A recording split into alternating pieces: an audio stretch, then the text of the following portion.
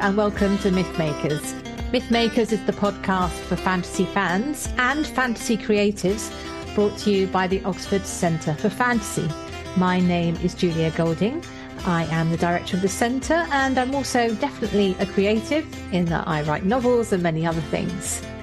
And today, as we approach the season of Halloween, I am joined by Jacob Rennaker, who is often my podcast pal, because we thought we would take on the subject of werewolves and vampires. So get ready with your fancy dress for Halloween, because we are going to be talking about your favourite spooks. So Jacob, you're going to be leading the conversation today, but do you want to just tell us a little bit about your Halloween memories? Have you ever gone out dressed up as either a werewolf or a vampire? I have not, but I have played a vampire in a middle school play. This is something most people don't know. Most people in, I think, my family don't even know that. Okay, there we go. So we've revealed a secret, exclusive. Right. Okay, so off you go. Where do you want to start? Vampires or werewolves? Who gets first? Let's start with vampires. Let's do vampires. Just kick it off with vampires. Unless we want to work up to vampires. I'll start with vampires. Why not? They certainly seem to be the most persistent in kind of the spooky genre, certainly in popular novels, films. So starting out with Bram Stoker's Dracula, which no, we don't start there. No, absolutely not. Us study romantic literature, as in period of the Romantic period, know, and this is where I'm going to come in with my Byron knowledge, that actually there is an older vampire story than Bram Stoker. And that is a book called The Vampire by a man called Polidori, who was the doctor to Byron in that famous meeting on the shores of Lake Geneva, where they had the bet about writing a story. And at that same event, Mary Shelley went away and wrote Frankenstein.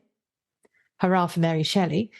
And the doctor to Byron, who was an aspiring writer, wrote a book called The Vampire, spelt with a Y for the I.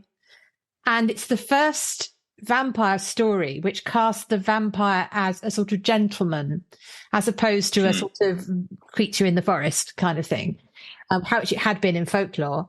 And it's said that it's based on Byron, with whom he had a love-hate relationship, because Byron was a bit vampiric. You know, if you think about the image of the vampire and the way he treated people, I'm not a fan of his interpersonal relationships with Byron. He needed some serious therapy. And so that is actually what then feeds into your guy. So you can now bring us into the later Victorian period. And who do we get? Yes. Yes, Bram Stoker, was probably, as I say, that's starting with probably the most popular vampire novel, Dracula, an epistolary. And it definitely holds up in terms of form.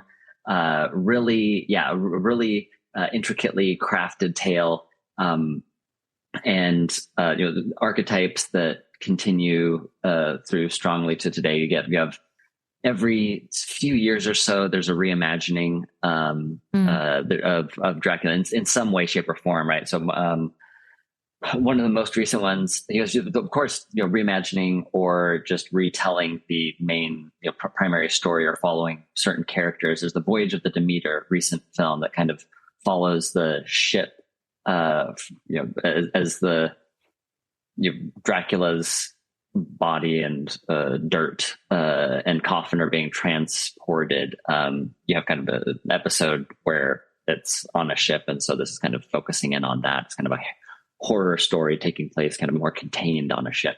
So people are fascinated with lots of different aspects about Van Helsing as this kind of archetypal supernatural hunter, somebody who has arcane knowledge. There's been a few different films, one starring Hugh Jackman, that was a mixed bag, but fun.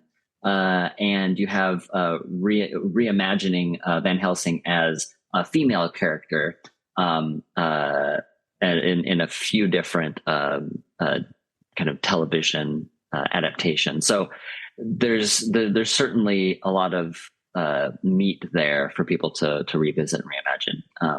Something that I stumbled across a few years ago was the Icelandic translation of Dracula. Are you familiar with this, Julia? Powers of Darkness. No. So it's billed as kind of the lost version of Dracula, and it appears to be a translation of an early discarded draft of Bram Stoker's Dracula. So you have there are large overlaps with the plot and characters, but there's some significant differences, and some of the episodes that are expanded upon in the book are shrunk in Stoker's published novel are compressed for a completely different reading experience. But yeah, so it's unclear if it was a translation that was just a very loose translation, or if it was from this an earlier novel that it received that the author had received, or a combination, probably more likely a combination of the two. And there's some fun tweaks in there as being an Icelandic, an Icelander who's translating this work. Any derogatory references to the Norse are kind of downplayed a little bit as being barbaric, Vikings being barbaric folk. That part does not appear, does not quite make it over in translation to the Icelandic version, and I think understandably so. But yeah, so it's fun. So in different languages, it's had a long life, not just in English, right, but in going out into a number of different languages and cultures. So I think it's worth sort of picking apart some of the main themes in the book, because a lot of people may feel they know the story who haven't read the Bram Stoker, because it's, as you say, it's become so familiar in films, and we all can do "I want to suck your blood" and all that kind of thing. So it starts in Romania, in the Carpathian Mountains, where you meet this charming nobleman. That's picking up the Polidori idea of the nobleman in an isolated valley, but it's also picking up on the idea of, I think, was it Vlad the Impaler, a sort of previous leader who's known for his bloodthirstiness, and the wild stories that generated around him. So it's pulling on some folklore. And then I think it's Jonathan, the character, isn't it? He escapes, but the problem follows him. And I think that's the voyage you're referring to, because the other part of the story happens in various places in England, including Whitby. And if you go to Whitby now, it's all Dracula. I mean, the whole thing is, the whole place has become a sort of goth paradise. I mean, maybe goths don't have paradises. Might be. Anyway, a goth universe. So it's a case where a book has seeped out into a town and made its sort of reputation. I mean, Whitby's also known for Captain Cook, but I think the vampire influence on Whitby is far stronger. There's some other things that are interesting in this version of it, which is sort of late period Victorian. It's part of the Victorian Gothic. You can think of other books in the same sort of Gothic monster genre. It's quite a lot of them. They're kind of Victorian superheroes, if you think about it, because Count Dracula, he can shapeshift.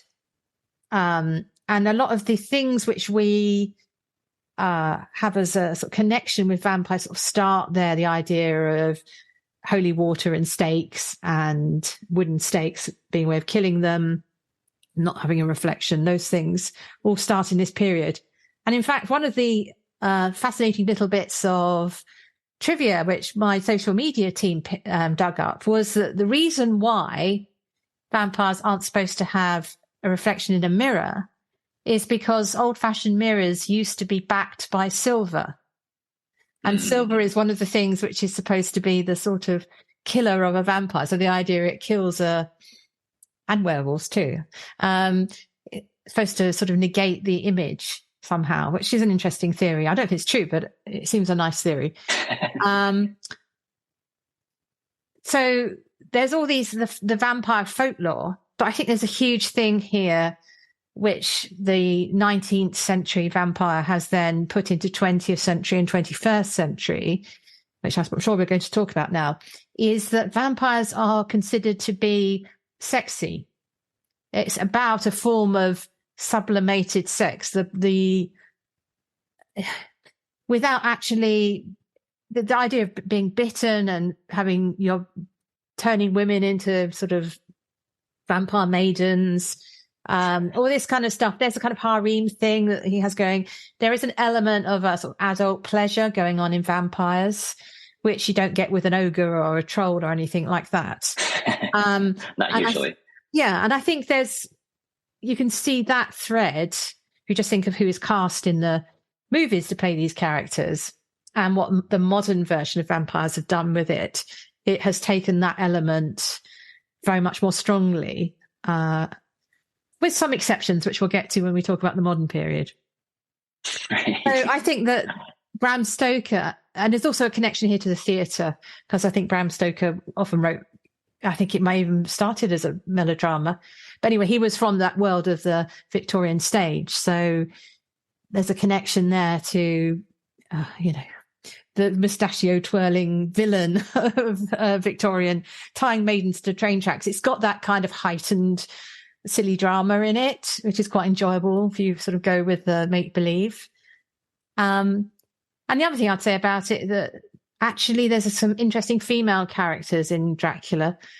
And I think her name is Minnie, I think. Not Lucy, the one who comes to a sticky end, but the other one. Because she's got a typewriter and she's sort of an early woman, a new woman, she is more active than sometimes the heroines were in Victorian novels of the same period. So you can see how that then transfers for them to be the vampire hunters of the female Van Helsing and, of course, Buffy later on. You can see there's sort of a growth of a female character here coming out of that. Right. So should we move on from Bram Stoker?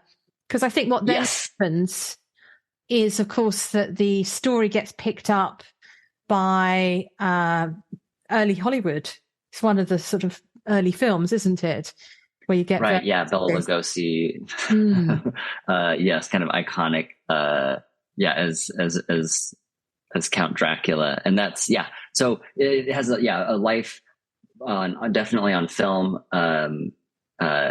In other novel adaptations, the one that I'm probably most familiar with in kind of the earlier period is the mid 50s with Richard Matheson's I Am Legend, which is a kind of development of vampires. So in I Am Legend, and it was adapted into a film with Will Smith, but in the film adaptation, the vampires are depicted more as zombie-like creatures, whereas in the novel itself, they're definitely vampires, kind of referred to as such. And what's interesting with Matheson's treatment is he kind of tries to come up with scientific reasons why vampires would react the way they do to garlic, to sunlight, to metals, and so it's really interesting in that sense, kind of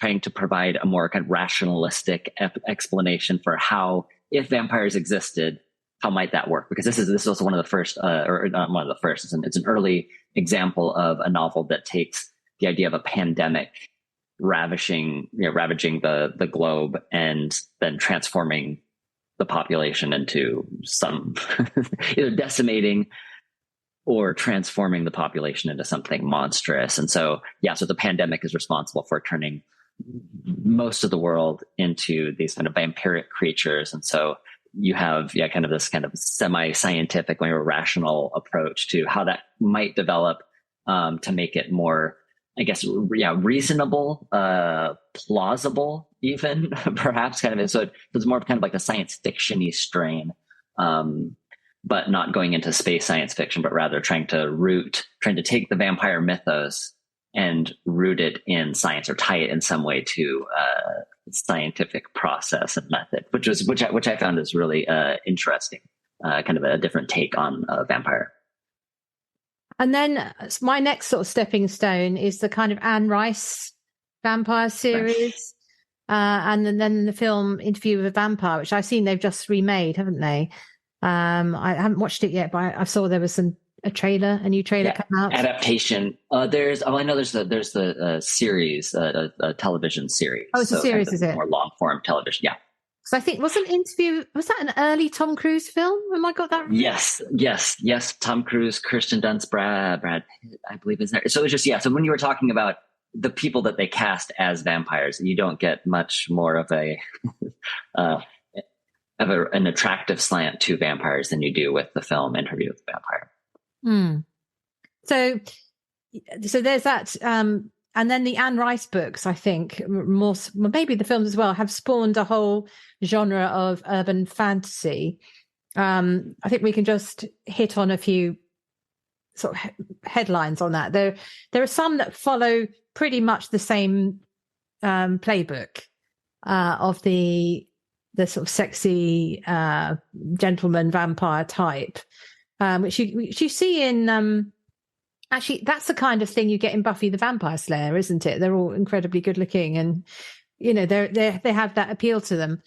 But then there's a very long series by a writer called Christine Feenan that has, what she does is she separates out the vampires into like the original kind of healthy, unfallen Carpathian people. And then they have a subset who are the ones who are sort of degenerating, and they're like the vampires. So she's sort of able to keep a healthy relationship going between her characters by having the real evil done by a separate sect of people. And then another way it was handled is, of course, in Twilight, where you've got the story. That series basically has vegetarian vampires. If that's, I think they call themselves that.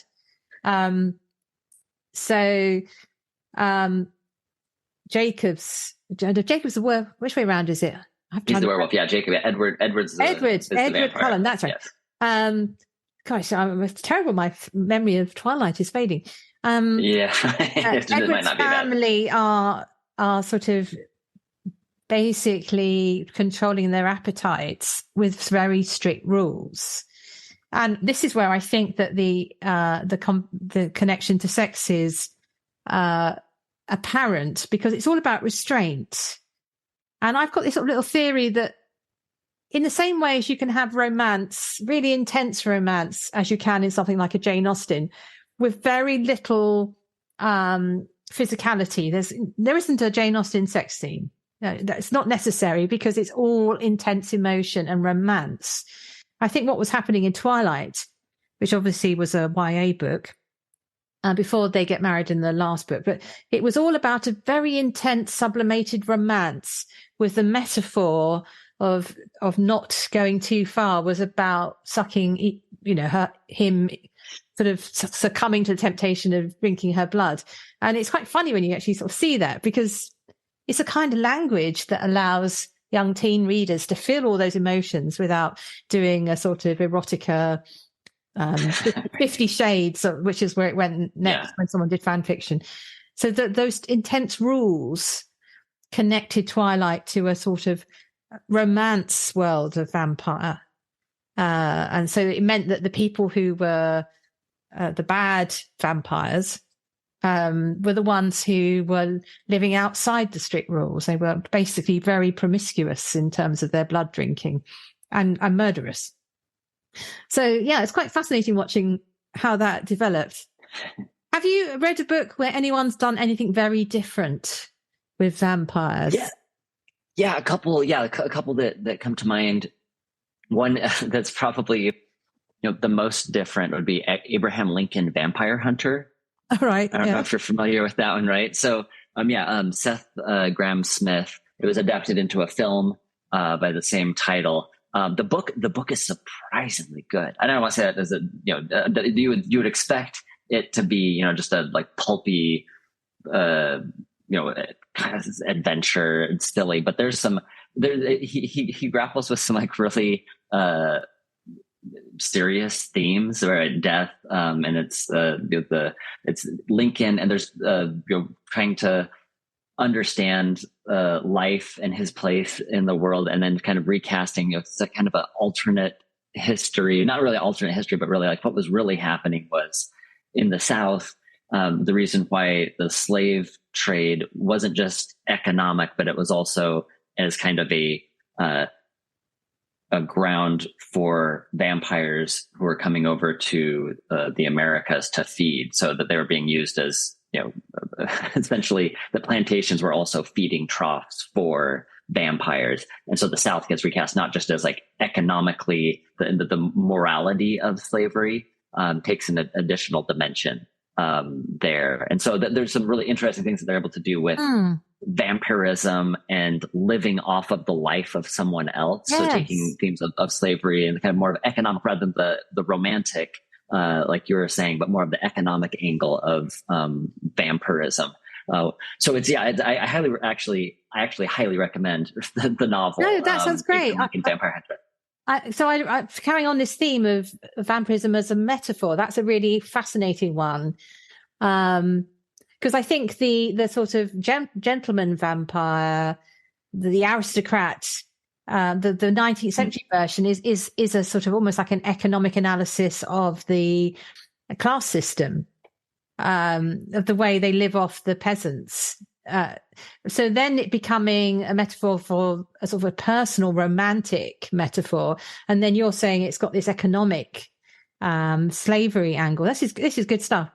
So one writer who I feel does a really different thing with vampire is, in fact, they're a couple, the Ilona Andrews couple, who write under the name Ilona Andrews. And they've got a series about a character called Kate Daniels, and there's a whole kind of universe of Kate Daniels, who very successful writers. And in this world, which is a world where tech is failing because there's like this magic influx, and it has periods when technology works and then it gets shifts to the magic comes back. So if you've got a car, you have to have a magic engine as well as a petrol engine. But the magic engine hybrid.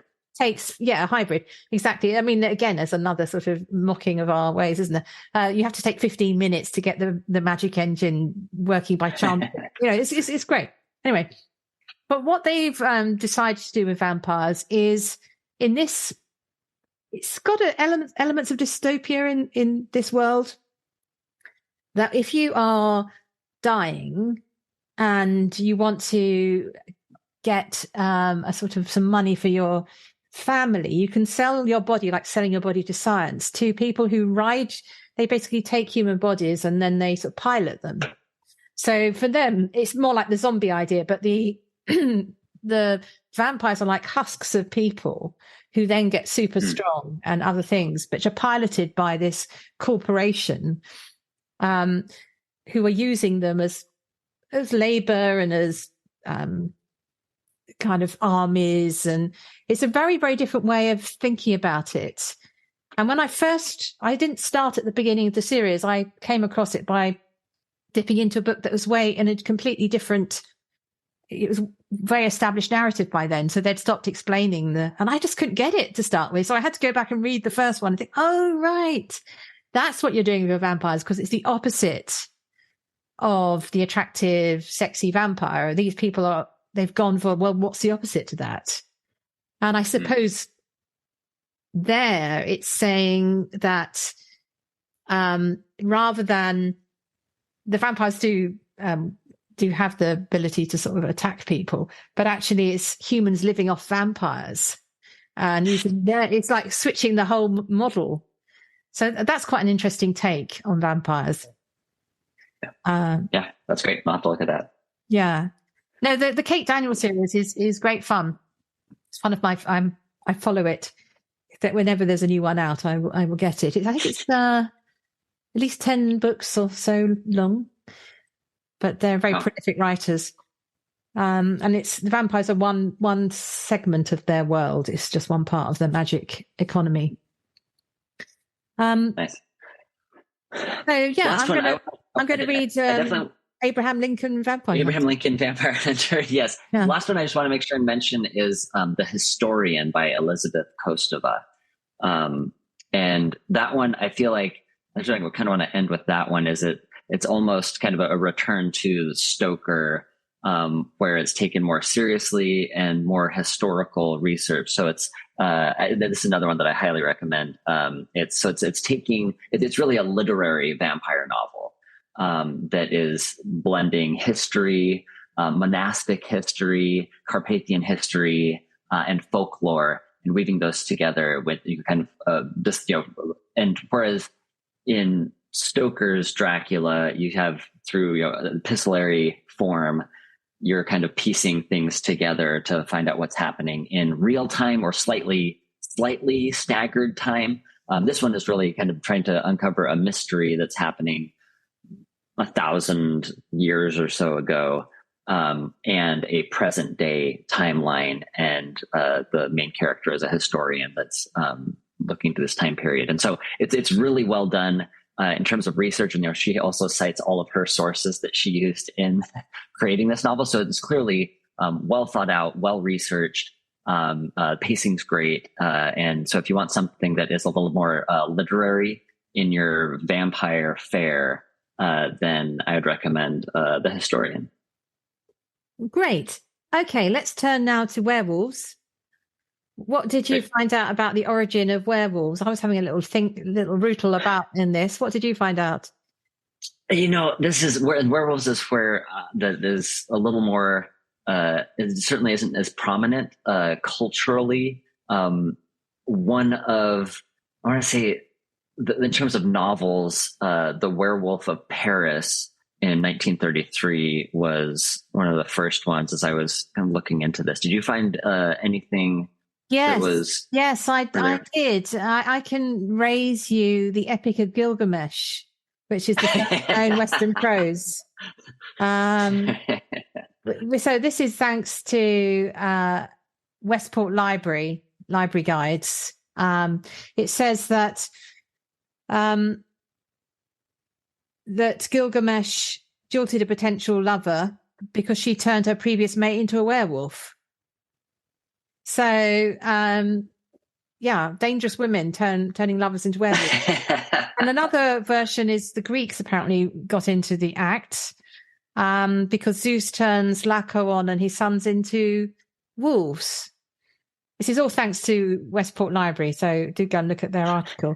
And then going a little bit further on from the Greeks, we've got the Saga of the Volsungs, which tells the story of a father and son who find some like wolf skins. If you put them on, you turn into a wolf for 10 days, which they do. And they go on a killing rampage. And then the father ends up almost killing the son.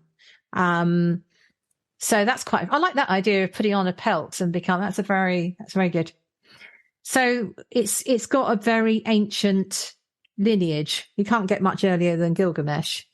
But let's go back to, sort of novels. And now this is where good old Durham University has come to my aid. The earliest one they have on their list is by Marie de France, the story of Bisclavret, and in Melian. So you've got people turning into wolves in that story. So that we've now got a medieval example. So this is pretty consistent, isn't it? And then you mentioned one from, what was the date of yours? 33. 33. So 1933. Yes. 1933. Yes. CE. Yeah. Not BCE. I'm not sure. I'm trying to think if there's any famous werewolf films until, it'd be interesting if anyone can put us right on this, but the first one that comes to my mind is the Is that Teenage Werewolf in London film? There probably was one. Oh, there must have been ones before there, surely. Yeah, there was a Wolfman, part of the Universal. Yeah, Universal, early Universal Studios films had Wolfman along with Dracula and Frankenstein. Okay, so that makes sense. Yeah, so in black and white. Yeah. Oh, I've just realised something. This is a sidebar for those before you write in and say we've forgotten something obvious. In the vampire genre, in films, there's of course the spoof "What We Do in the Shadows," which comes so from great. Yeah. Just we haven't forgotten you. What We Do in the Shadows. Anyway, going back to werewolves, thinking about sort of favourite versions of this, then we actually do have quite a lot of options. There's a very strong feminist theme of recent times with werewolves, thanks to Angela Carter, because she wrote the story, The Company of Wolves. I think it's in her Bloody Chamber collection of sort of retelling the fairy tales. And I remember seeing that when I was in my early 20s, or maybe even younger. It was Helena Bonham Carter's debut. It's the story of the girl who becomes a wolf. It's like a Red Riding Hood retelling, where rather than seeing the wolf as a predator, you sort of the women become the wolf. It's quite, that's sort of one way of claiming that story for feminism, which I thought was an interesting on the story.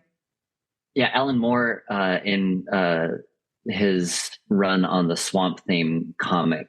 So Swamp Thing had, this kind of anthology horror going through. They had a whole new arc that was called American Gothic. So it's taking all of these Gothic ideas and as a British author, kind of exploring those in America and kind of largely in the Southeast America. But they had similarly an entire kind of well received issue that was this kind of, again, the female kind of reclaiming this idea of feminist empowerment through werewolf, or with the link between the moon, the cycle of the moon with werewolves and the feminine, something that was in several different media, has certainly been part of the cultural conversation. Yeah. And then I think there was like a peak werewolf moment in the early 2000s when we had Harry Potter and the Prisoner of Azkaban, I think it is. That's the one where we first meet Professor Lupin, isn't it? Oh, actually, Durham University, you've got this wrong. You've put it as the Deathly Hallows. It's not. It's earlier. It's much earlier. It's 99. Though they do get Fenrir Greyback. They're quite right. He comes into as a baddie in the Death Eater side. But what you've got there is a really interesting idea of being a werewolf is a kind of illness. Lupin is suffering. It's like he's suffering from something equivalent to epilepsy or fits, something like that, which he tries to control, but he can't control because he has the power of the moon, means he has to change at certain times.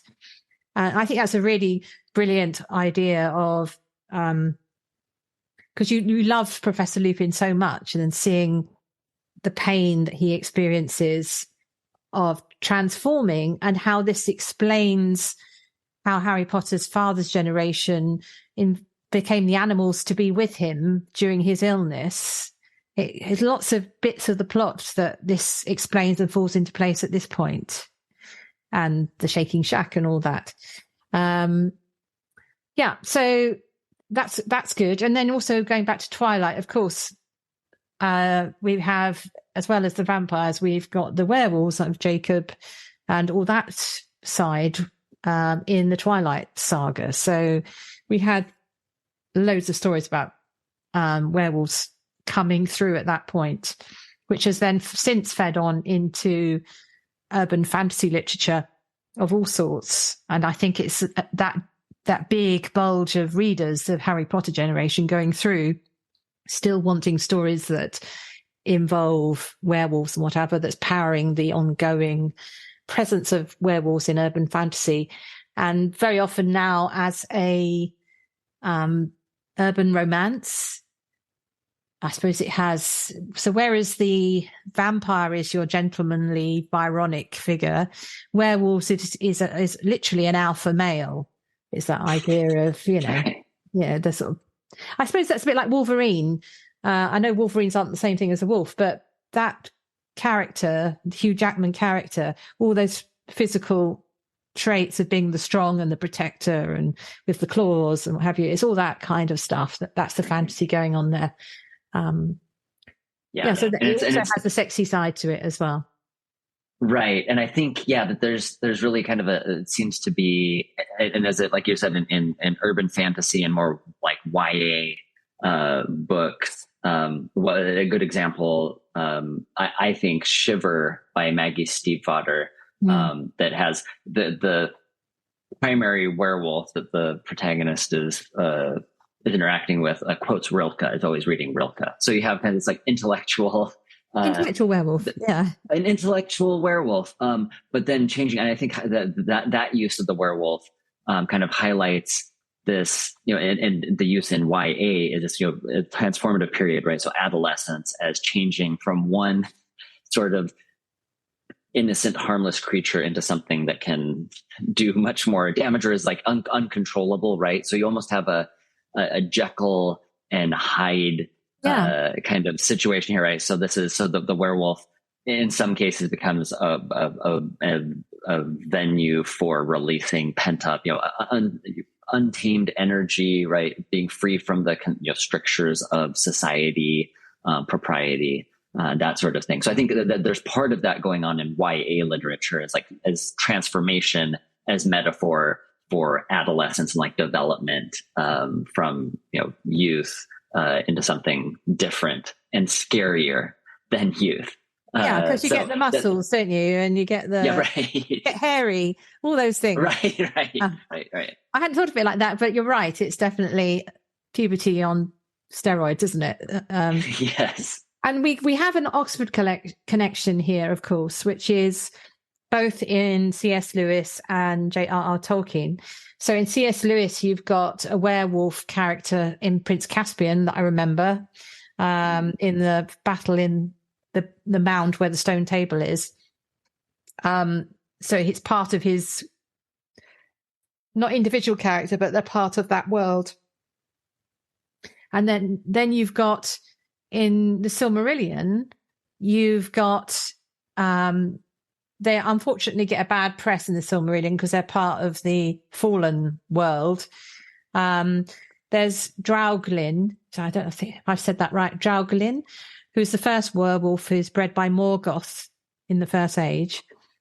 Sauron himself is called Lord of Werewolves. And I think he transforms into a wolf. Yeah, he does, yeah. And perhaps the most interesting one is Karcheroff, who is the greatest werewolf to ever live. This is all thanks to Durham English program, who've summarized this nicely for me. And what's important about him is he consumes or eats the Silmaril and Berin's hand.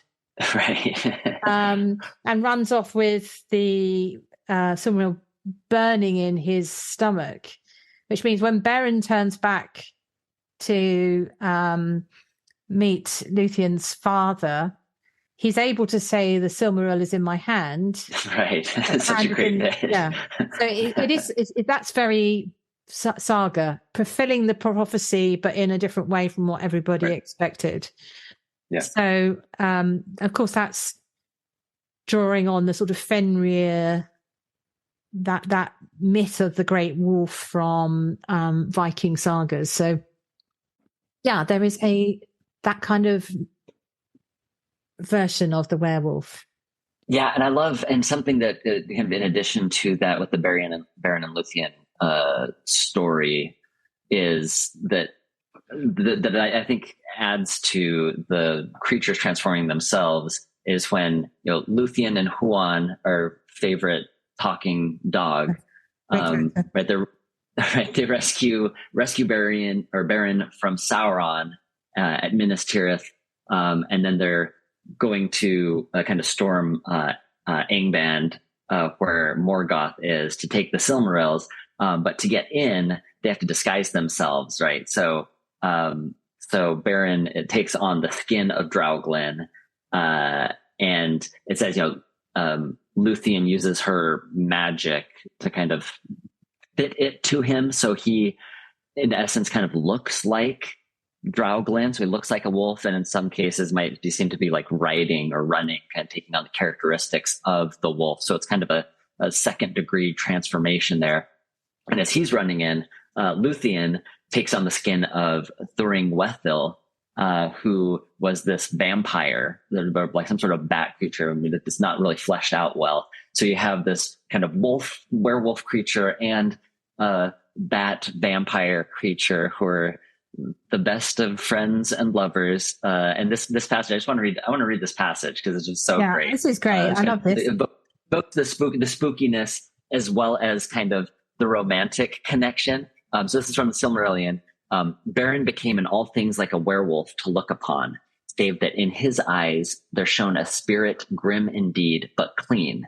And horror was in his glance as he saw upon his flank a bat-like creature clinging with creased wings. Then, howling under the moon, he leapt down the hill, and the bat wheeled and flittered above him. So this kind of like this romantic play, run, frolicking in a very horror-laden sense. It's just so great. Yeah, so you have this kind of ideal, platonic ideal of a couple, of kind of a separated couple from two different worlds joining together to then kind of change each other and each other's cultures. But then, like here in this episode, they're changing themselves as well. They're kind of unified in their changingness as they're working together to then steal one of the Silmarils to go back so that they can be together again. So it's kind of like multiple iterations of like transformation, both like physically, culturally, and then as we find out, later, that kind of in terms of their lifespan and how they're categorically considered in the afterlife, Beren and Luthien, this kind of transformation, changing categories, that nothing is truly fixed, but that there are costs for changing from one category or realm into another. That it's really fascinating in the Silmarillion and the Legendarium as a whole. So have you got a favorite contemporary werewolf story that you like reading? That's a good question. I haven't read much in more adult. I think probably the one that I enjoyed most was that Shiver by Maggie Stiefvater. So it was kind of an upper YA. It's probably the best one that I've enjoyed. And it was, again, it's more of a slightly more intellectual YA from within the YA category. It's more of like a cerebral take, more of a cerebral take on the werewolf genre. But I haven't gotten into the horror. I know that there's a whole string of kind of more horror and suspense adaptations of, or reimaginings of werewolves, but that hasn't been a corner that I've walked into yet. The one I like, again in the urban fantasy genre, is by Patricia Briggs. Again, she's quite a prolific writer. She does have an Alpha and Omega series, which I'm less keen on. But the one I really like is the Mercy Thompson series. What I like about this is it brings together different folkloric traditions. So, yes, there is werewolves in it who are the traditional werewolves you become a werewolf and you're bitten by another werewolf. And you can be pretty much immortal but you can die. And because they're a violent species, people do die, characters do die.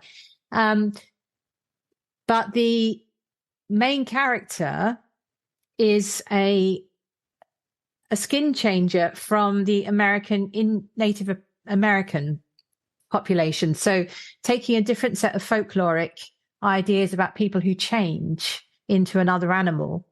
But she changes into a coyote. And it's got this lovely setup that her mother doesn't know that she's got this ability because her father dies while she is still in the womb. And the first time she comes across this is when she finds a little coyote pup in the cradle. I think, where's my daughter gone? But the daughter comes back and she's a baby. So the closest she can get to someone who can raise the daughter is one of her neighbours or relatives knows about the existence of werewolves and says, well, they do this thing. It's a bit similar. So she gets raised by the person who's in charge of the werewolves in America. But because she's a coyote, not a wolf, it has this sort of tension between the two. And it is a love story as well. And they're great that she has such attitude. She's, and it does examine some really important themes in fantasy realm. So it's the themes about prejudice. It's themes about whether or not you come out. So do the werewolves admit they exist? There's lots of really interesting things going on. And she also travels. There's some of the installments in the episode. She ends up in Europe looking at the sort of European version of it and how they run their societies. They're really fun. I like them very much. So Patricia Briggs, the Mercy Thompson series, if you want a sort of beach read.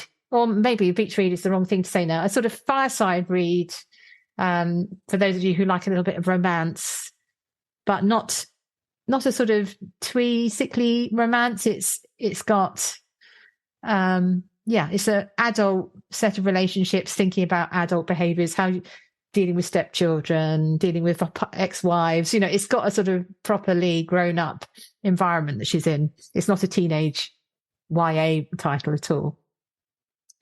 So that would be my tip. Okay, so I think we've covered vampires and werewolves, but I suppose we need to put them together, a bit like Batman versus Superman. And I think we can't really top your Beren and Luthien example, but are there any particular treatments of the two species in the same universe that you think is particularly successful?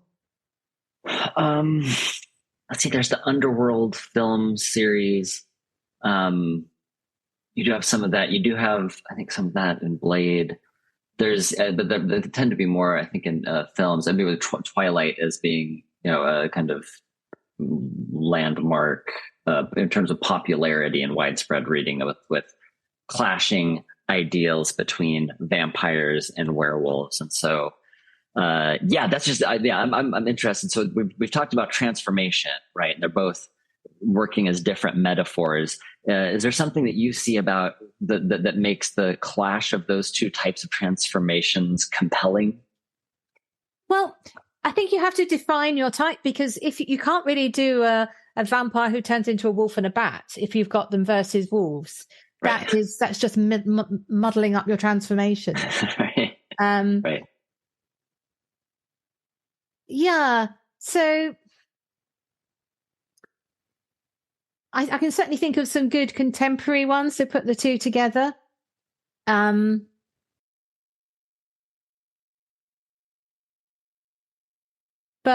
I think that they're put together in the same world because, in a way, that it's like if you're writing about the night, they're creatures of the night. This is the Halloween theme, so they're often in books where there's also witches. So it's like Halloween in a book, isn't it? And right. They also, so you could write it where quite often the populations are living alongside each other, like rival nighttime populations. And there you've got this idea of they have different rules, but they are equally powerful. I think that's why it works. So they're both super strong. They're both pretty indestructible. They both have mixing my metaphors, they both have their kryptonite. So, the silver for the werewolves and I don't think people really do the garlic very often now, do they? But certainly the stake through the heart and beheading and again, silver in some cases, or some kind of faith object. It's quite interesting in modern treatments of vampire. Often it's more than just a cross. It might be whatever your faith object is. So if you're Muslim, it will be a symbol of your faith, and If you're Hindu, it'd be a symbol of your faith. So it's the idea that your faith overcomes that darkness. So I think that's probably where it comes, the idea of the things that go bump in the night, isn't it? That's where they come in. Yeah, and it's interesting. Yeah, you said that they're both the creatures of the night. So if you open up the door for the possibility of vampires to exist in your world that you're creating, then it almost, does it end there, or is there the possibility of other kind of supernatural creatures? And so if you want to open it up, open the fantasy door up wider, then either starting with werewolves and then opening up the possibility of vampires. So it is a slightly more inclusive approach. But I liked what you said about the kind of the two different societies, right? That are kind of, so it becomes kind of I wouldn't say like class warfare, although you do see, I think, in some of the treatments of, vampires as being the more civilized, right? And the werewolves as being kind of almost representing, non-aristocracy, right? Well, usually, vampires are seen as high society, and then werewolves as being at least treated. Yeah, that's absolutely right. The werewolves are on building sites and things, or running bars. Yes, and vampires have got like nightclubs and castles, or Gothic houses. Yeah, so again, it's that sense of a class structure, in a way. So I think the where we might want to end is these things have been done again and again and again. That they're like a kind of shorthand that people can say, right, I'm going to put a vampire in it, and certain things fall into place. And the problem is, it may no longer be original. Mm-hmm. You think it's now possible to actually do something in the vampire werewolf world which is original? Yes, that's always possible. And so it's up to one of our dear listeners to take that challenge on and take it. But I think always, like you said, like we mentioned with the Abraham Lincoln vampire hunter, right? So like the economic metaphor. So if you're looking at vampirism, werewolfism, if you're looking at that not just as a kind of mechanic that you're using in writing, or just as a trope, or an image, a visual that you're looking at, I think really exploring the idea of transformation and the different ways that occurs, using it consciously as a metaphor for something to explore a question of transformation, of changing from one category to another.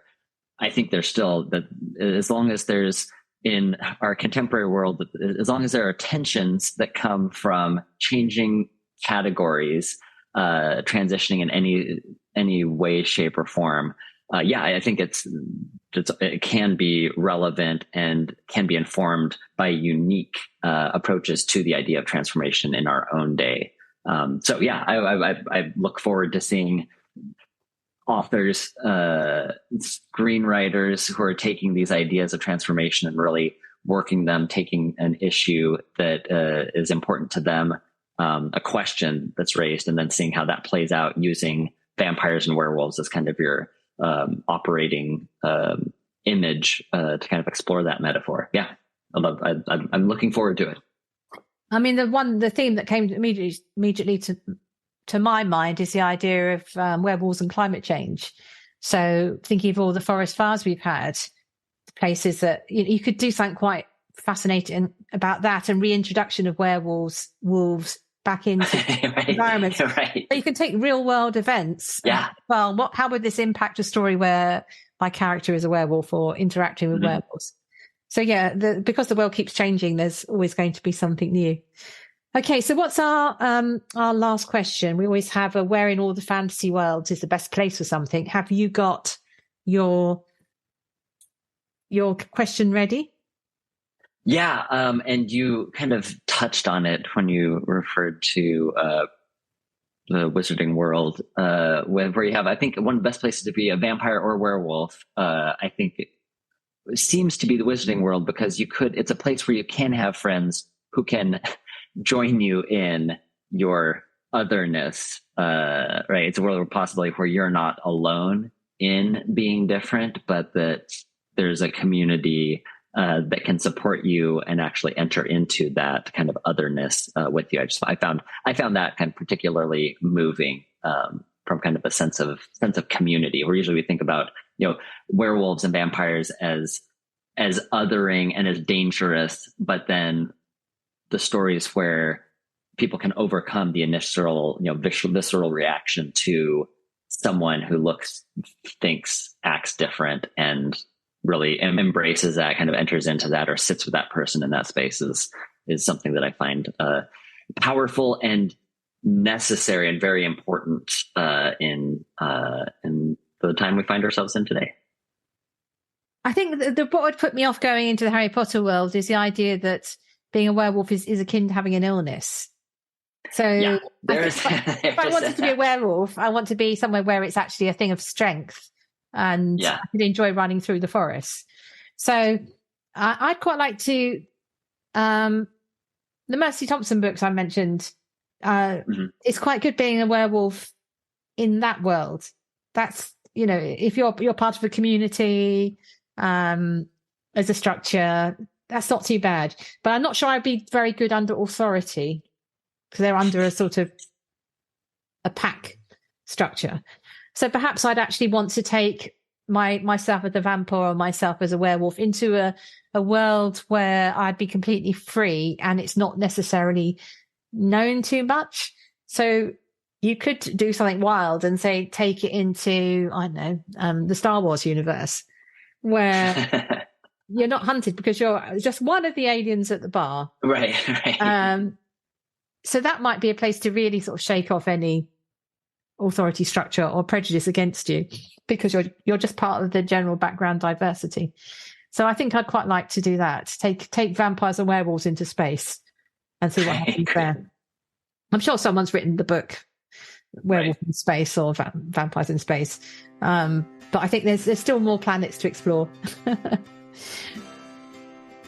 Anyway, Jacob, thank you so much. And I'm looking forward to seeing the pictures of you as a vampire you were dressed up as. As a vampire, yes. I'm hoping you're going to share those with me. But thank you very much to everybody for listening.